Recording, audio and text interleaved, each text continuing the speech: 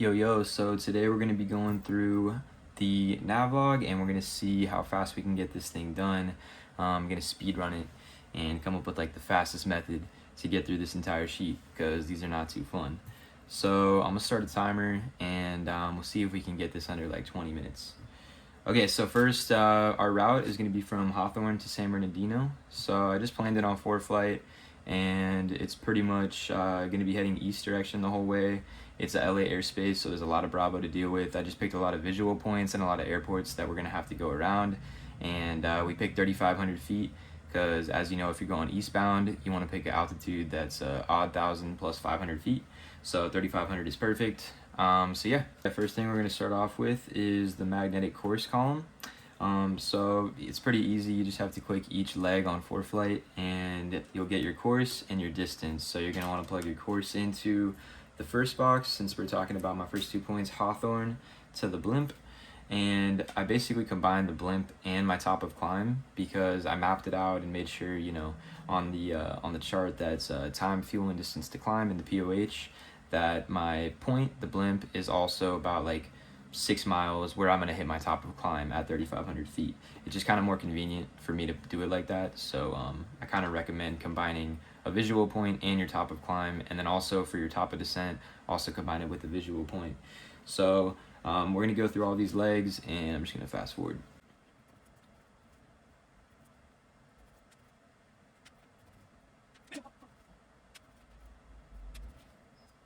All right, we got all our points loaded in, and now we're going to jump over to the winds column right here. So we're going to get the direction, the velocity, and the temperature, and the way we're going to do that is we're just going to keep it on ForeFlight here and load up our first airport, Hawthorne, go over to the weather tab, then winds, and we're going to look for the altitude that we're going to be flying. So it's going to be 3,000 feet, and it's saying that the winds is 078 at 2.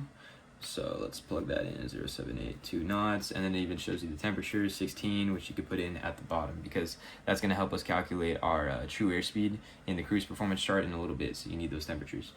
And then I'm just going to fast forward and fill in this entire row.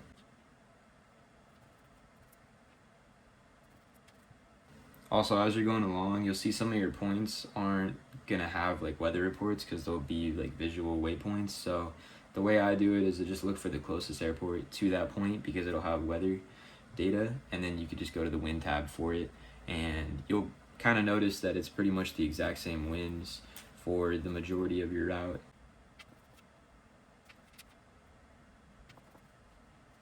Sweet.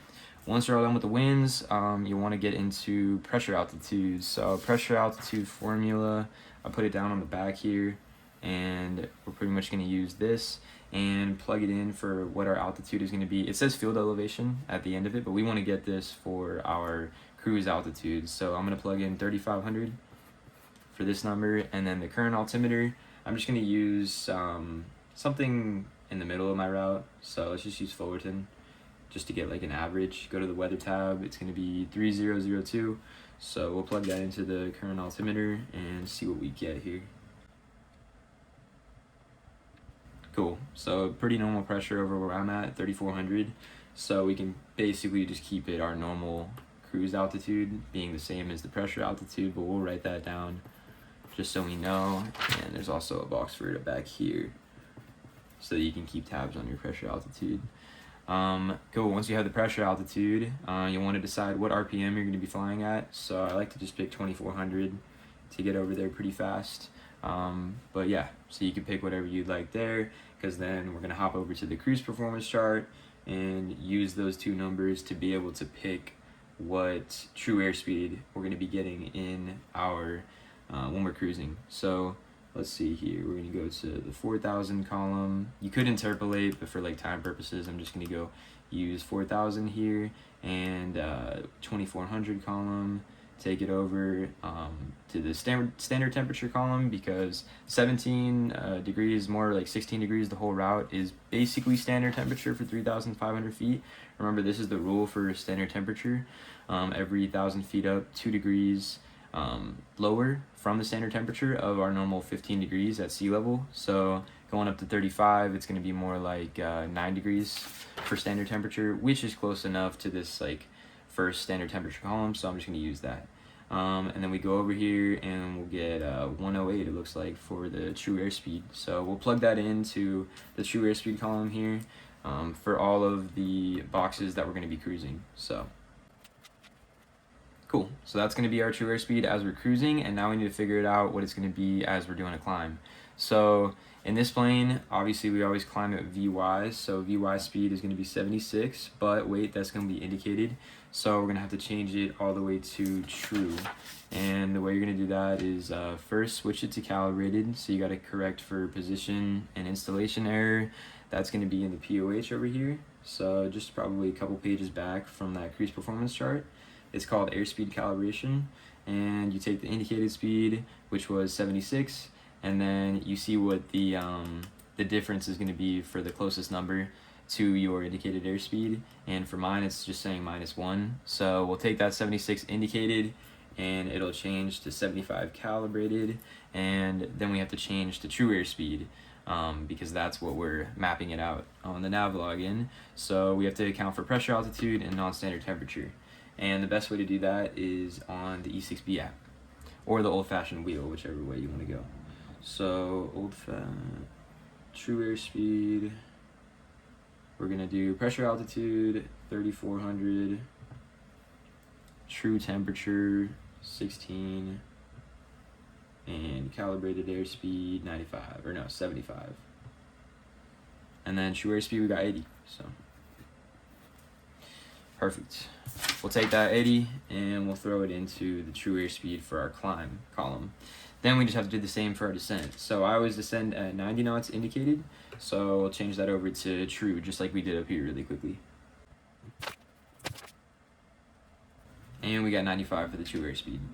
So sounds about right, because true airspeed always increases a little bit. And just so you guys know, like, on the check ride, you actually can use the electronic E6B now. You don't have to learn the old-fashioned way. You can just look it up. It says so, like, per the FAA, so just something pretty helpful to know. You can pretty much just dodge the whole old-fashioned wheel, because that's kind of a whole lesson in itself. Makes things pretty complicated. Alright, so the next thing that we got to get is going to be the true course, this column here. So basically, we have to map this one out on ForeFlight using the measuring tool, just like this. And you have to make sure that when you measure it, you're reading in true, because originally it gives it to you in magnetic. So you have to go over to the more settings, and if you want to change it from magnetic to true, because you're going to need true, you have to go to units right here in the preferences, and then on the here we go, bearing and track instruments, true. Yeah, so you could pick magnetic or true here. You want it true for now, so change it to that. And then you'll probably want to change it back later for when you're actually flying, because magnetic is a little more useful. But for now, we're just going to map out each leg in true. And the reason we have to do this is because you need to start it in true to be able to turn it into a true heading. You can't turn a magnetic course into a magnetic heading because the winds are in true. So it's just the order it has to be. It has to be from true course to true heading, and then from true heading to magnetic heading. So yeah, and the difference between course and heading is the course is the map, or I guess the line over the ground that you're going to be flying, and the heading is going to be the way that your nose is pointing pretty much. So that's why we have to correct for the wind, so that we can figure out how much of nose correction we're going to have to be doing. So first point here, mapped it out, it's going to be 144. And then I'll fast forward and get all these points done.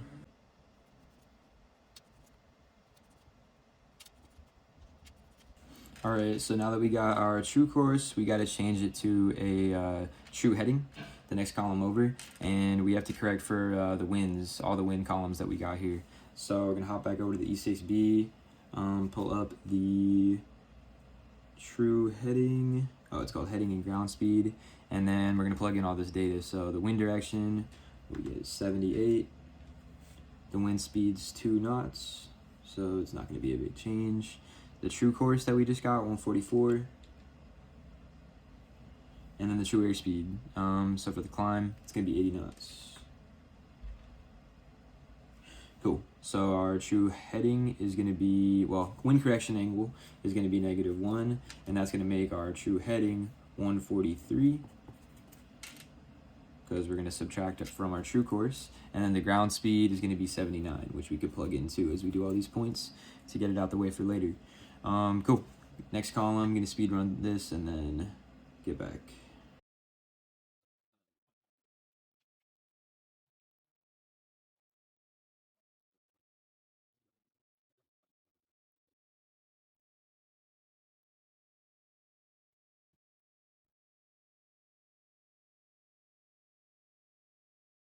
All right, now we got our true heading and our ground speed. So we're going to get our magnetic heading next, and we have to correct for the lines of variation on the chart. So they chart out the map in true, so we have to change it to magnetic because we are obviously navigating off the magnetic compass, and we're going to need magnetic headings. So you have to find this line of variation here that goes through the map, just that dashed magenta line, and then mine is going to say 11E, so when it's east, you won't always want to subtract, so it's going to be minus 11 from all of our true headings, and this is going to change it to magnetic heading. So quick maths.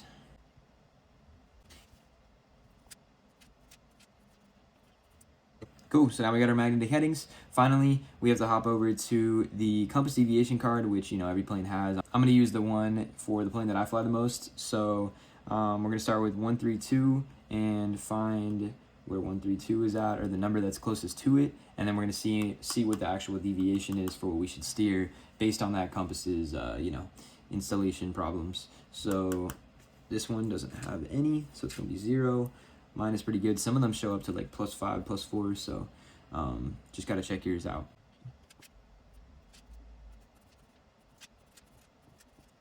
Cool. All right, so that's all of our compass headings. So these are going to be what we're actually flying on our cross country, based on correcting for all that stuff, changing it to a heading, changing it to magnetic, and correcting for the deviation. So you got to do all of those things to make sure that you're actually flying the correct direction, and that will actually leave you going towards your correct next point and keeping you on your leg. Finally, we just have to calculate the time and the fuel columns, and we will pretty much be done here. So it's pretty simple. If you have that E6B calculator, you're just gonna have to go to leg time, and all it needs here is the distance and the ground speed. So we've already got those two things, so just a lot of plugging in here. So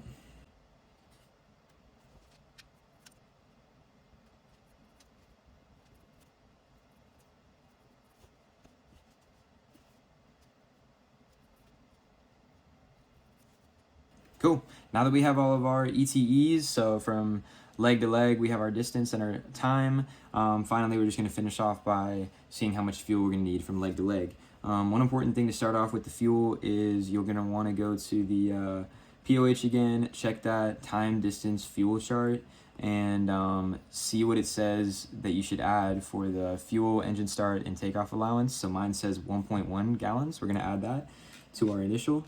So we're going to do 1.1 plus whatever it is from this leg to this leg. So let's see. So you have to calculate this part in here as well, because on the calculator, let's see really quick. On the calculator, if you go to fuel required, it only wants the time and the gallons per hour that you're burning. But initially we're power full when we're doing a climb and whatnot. So it's not going to be accurate. So basically, we're going to come into here, we're going to look for our pressure altitude of 3,000, which is close enough, and go over to the fuel gallons used. So it's just going to say 1.0. So 1.1 plus 1.0, so we're going to put that 2.1 in that column, 2.1. And then the rest of our legs, we just have to go see what our gallons per hour burn is from the cruise performance chart. Same column that we used earlier to get the true airspeed, where it said 108. Just one to the right is going to say gallons per hour. So yeah, so you can see it's 7.3. We're going to take that number over to the fuel required chart and plug it in here, 7.3, and then we need to plug in the time of our leg. So we already did this first one. We're going to start with this next one. 8 minutes, 29 seconds for mine. So 08, 29 seconds, and perfect. Okay, it says fuel exactly 1 gallon. So I'm just going to put 1.0, and then I'm going to plug in the rest of these.